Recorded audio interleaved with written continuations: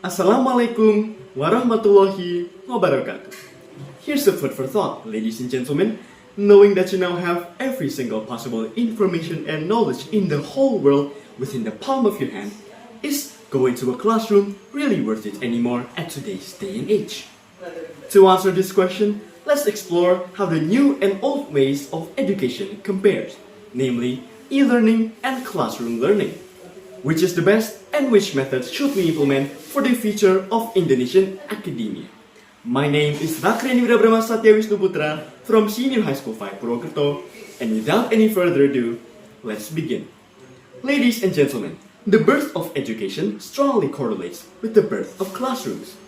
From ancient Egypt to Chinese dynasties, people gather from far and wide just to share knowledge with each other in temples, communal spaces, and many more.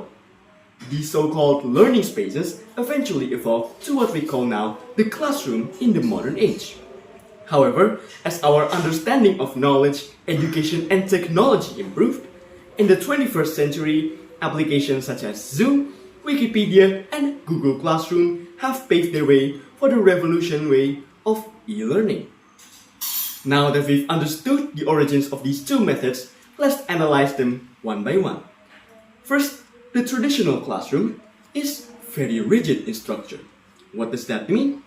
Well, students and teachers gather around in a physical environment where they can share knowledge and ideas in a face-to-face interaction. This type of education creates a strong sense of community, a strong sense of camaraderie between the students, teachers, and everyone else involved. This way of education also increases discipline and time organizing for students because of the scheduled and structured approach. However, its rigidity also becomes its biggest weakness because some students will keen to have a more flexible type of learning that traditional classrooms just can't afford to provide. And that's where e-learning comes into play. E-learning has a very fluid structure. Where traditional classroom is quite rigid, students and teachers in e-learning environment can study and teach from anywhere, anytime in the whole world. This type of flexibility will increase the students' independence and self-control over their own educational approach. However, as what the pandemic have taught us, face-to-face interaction is very valuable for students, for mental health reasons and for a lot of other reasons as well. So, weighing both of these options, which option should we take? Well, as a student who have proudly studied through traditional classrooms and from e-learning as well, I've discovered that the best way to tackle this situation is not by just taking one and leaving the other behind. No. I believe that the best way to tackle this is to combine and integrate both options into a balanced learning approach for everyone. That way, students and teachers can reap the benefits of Wikipedia and Google Classroom while not sacrificing the face-to-face interactions that traditional classrooms have.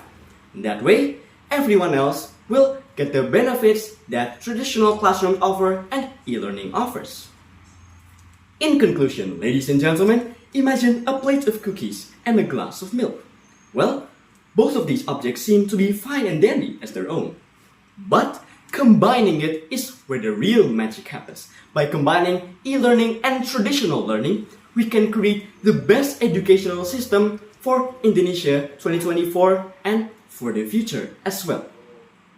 Thanks for listening to my speech. My name is Rakryan Wirabrama, and always remember, to stand against the future, let's blend innovation with tradition.